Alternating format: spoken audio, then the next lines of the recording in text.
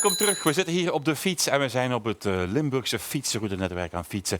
Zometeen hebben we het nog met Lisa Smolders over de beste singer-songwriter van Vlaanderen. En Martien Schildermans, zij schreef kinderboeken. In Amerika worden die uitgegeven en in China. En nu ook eindelijk bij ons. Maar eerst ga ik een beetje fietsen met Gérard Smeets. Maar ik mag Ger zeggen, hè Gérard? Ja, Of iedereen zegt Ger. Doe maar gewoon Ger. Gewoon Ger, ja. Zeg, jij woont in Canne, Riemst? Ja, nooit van gehoord? Ja, tuurlijk. Dat is een van de mooiste plaatsen van Limburg natuurlijk, hè? Heerlijk aan het Albertkanaal daar. Hè. En ja, als je eens naar Cannes komt, daar heb je eigenlijk alles wat je maar kunt wensen. Ga je op die brug daar in Cannes staan en ga rondom je heen kijken, wat zie je? Je ziet water, je ziet de bossen, je ziet de heuvels. Ik denk alles wat je maar kunt wensen tijdens een leuke fietstocht ga je daar tegenkomen. Ja, jij bent een hele goede ambassadeur. Trouwens, dat is ook jouw favoriete plekje wat je wilt promoten. Ja, die mooie witte brug in Cannes. Het is een moderne brug, maar het is een streek eigenlijk een beetje, het zicht, hè? Zoals we het nu ook zien, hè? Ja, dus als jullie nu daar kijken, dan krijg je een heel mooi overzicht over het dorpje Cannes. En de plaats die we daarnet zagen, dat is een van die landmarks. En vandaar zie je dus werkelijk de heuvels, de kalksteenhellingen. Als je geluk hebt, zie je de schapen die daar de hellingen begrazen. Dat kanaal. Als je daar naar rechts naar beneden kijkt, zie je het jachthaventje, het fort van Ebeneem al op een boogscheut. Het is adembenemend. Ja, ik heb het gevoel, ik ben er onlangs nog geweest, als je daar zo die heuvel afrijdt, je komt dan daar aan, ja, dan is het vakantie. Hè? Zeker als het mooi weer is, zo, de zon schijnt. Van welke kant je ook komt en je rijdt het dorp binnen, het is alsof daar altijd vakantie is. Is dat zo een beetje? Heb je het vakantiegevoel ook wel?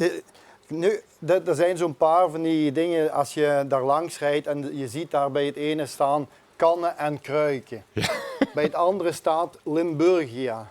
Bij nog een andere zie je staan tussen Jeker en Maas. Dit is niet voor promotie te maken, dat is gewoon puur zoals het daar is in dat dorpje. Ja. En dat geeft gewoon weer hoe gezellig dat het er kan zijn. Ja.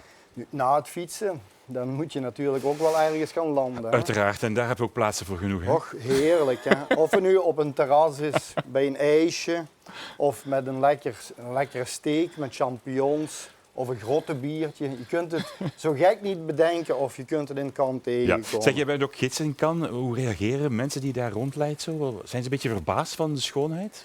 Ja, er zijn heel wat mensen die niet genoeg stilstaan bij het mooie dat het dorpje te bieden heeft.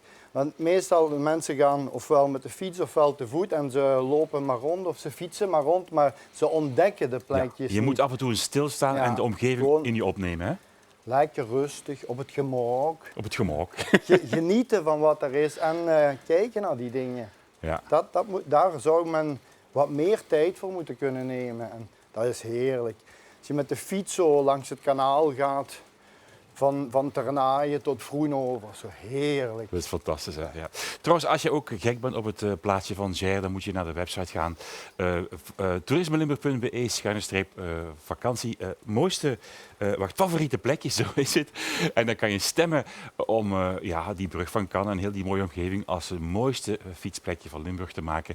Trouwens, iedereen die meedoet, er zijn mooie prijzen te winnen. En misschien wil jij ook wel een mooie prijs, hè? Maar daarvoor is het niet te doen. Hè? Het is vooral om je eigen streek te promoten, hè, Ger.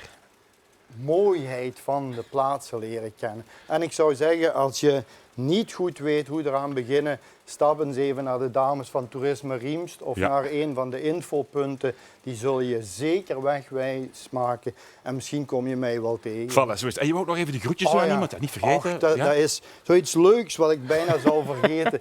We hebben een van de jongste inwoners van Cannes, Miel. Aan die wil ik even de groetjes overbrengen. Vinden jullie dat allemaal leuk? Fantastisch. Oké, Miel, de groetjes ook van ons hier uit Studio TVL. Dankjewel, Ger. Heel fijn dat je hier was. En ja, stemmen zou ik zeggen naar de site van Toerisme Limburg gaan. En dan kan je stemmen op het mooie plekje.